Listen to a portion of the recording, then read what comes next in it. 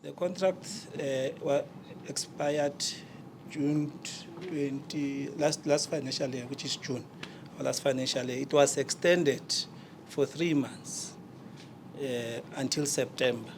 But what happened is there were legal back and forth between legal and Syntell, where they didn't want to leave the premises, where they said their contract is ending in December. And there was that back and forth which legal can address.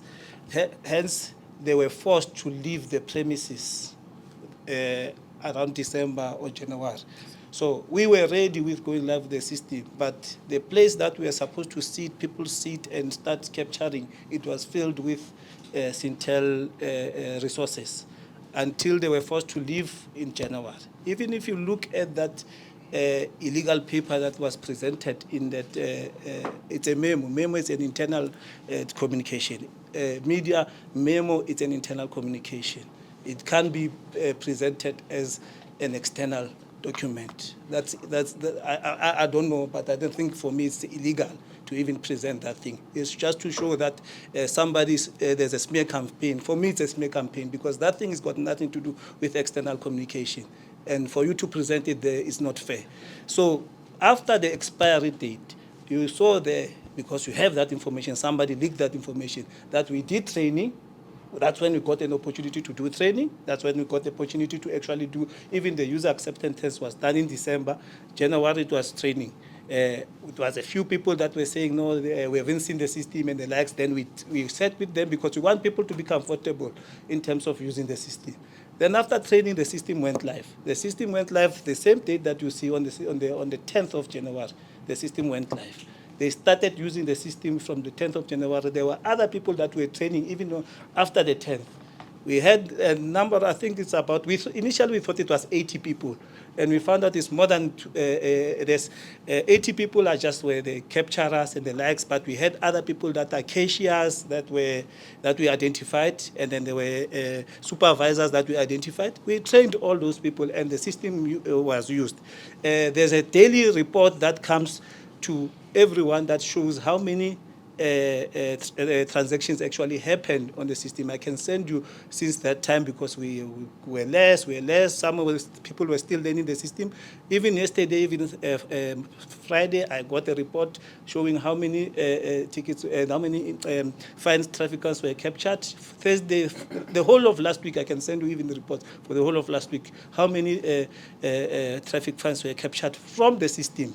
But nonetheless, the acting chief of police has actually alluded, the Syntell system was giving us certain piecemeal things, and then they were in control of the environment. Now we are in control of the environment. When we say live, they might be saying live in terms of other components of the systems that we are just finalizing. But we are not giving a piecemeal solution. We are giving the entire solution for EMPD. That include crime. That include all those things are within that system, including payment, because payment was done to pay seat. We still have an issue with that thing because we don't know how much PayCity still has for us, because this thing was in control of PayCity. We don't know how much, we're struggling to reconcile at the moment. And that's why there's a legal process between us and Syntell to understand what happened to some of the monies that were supposed to come to the city, if there are. But we believe that there's more money that is still sitting within Syntell. The iPad report for us was very vague, and I was unable to discipline anyone. We had to take that iPad report to our investigation. We appointed an independent investigator through the internal audit, and the report was out. We'll share the report with you so that you can start disciplining people. So from that report, the acting chief of police has done nothing wrong. He's cleared. So iPad, they can go ahead if they want to arrest him, if they think he is wrong, because they are police officers. But from our side, in terms of the DC and investigation, there's nothing wrong that the acting chief of police has done. He's been cleared by our report, and for as long as there's nothing that they're doing from their side, if they believe that he is wrong, there's nothing I can do as an accounting officer. He reports to me. Even the chief of police, who is on suspension, he reports to me. If there's any wrongdoing from his side, I must do my own investigation, and I must also subject that person to a DC. I can't subject my officers to a DC based on a report that I myself do not understand, because I had to take it to legal, and legal analyze the report, and they refer the report to internal audit. We're issuing fines.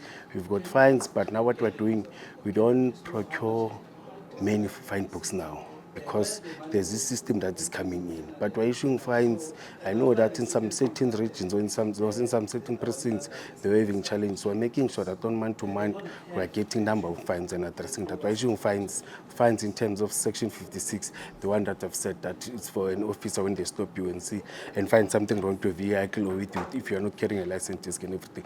But there are other fines that are issued by traffic wardens. Traffic wardens are not, they are like peace officers.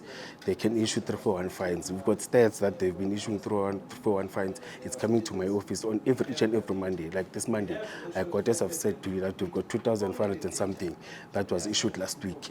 We've got 1,140 something Section 346, 341, and we've got discontinue notices where we discontinue vehicles that are having 3 offenses, vehicles that are foreign registered, but they don't comply with the law, or they're here in the country illegally. So we are discontinuing, because you can't just take him, or you can't just discontinue. You must issue a fine, then you discontinue that vehicle.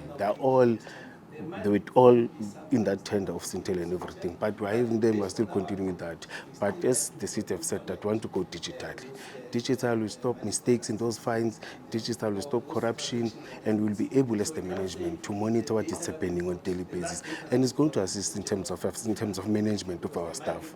Because immediately when you switch it on, it will show location and where you are. And it will be easy for us to react or respond when you need assistance and everything. And that will go again with cameras and all the digital things that we are putting as this. Currently, as I'm talking to you, we've got 2,500 and something cameras that we have installed within the city, that we are also operating digitally the city. You must come and visit us around Captain Park. You will see our control center that we are monitoring the whole city, and it's linked to us as officers. It is linked again to other law enforcement agencies, and the security companies that are contracted to the city. The work is going on, we're still doing it. Yes, we're no longer moving in that speed of issuing 5,000, 6,000. Because another thing, again, I must mention this to you, that our courts per day are taking 200 fines. You see, if you're in Germiston court is taking 200, MMP is taking 200 and fine. There's no need for us to issue 500 fines. These 300 will be wasteful expenditure, you see, because the capacity that they can carry, it's only 200. But if you go digitally, you see, you can submit as many as you can, because this system mustn't only talk to EMPD. Must also talk to other law enforcement. Your NPA must be part of it. The SAPS must be part of it. That's what we're creating now.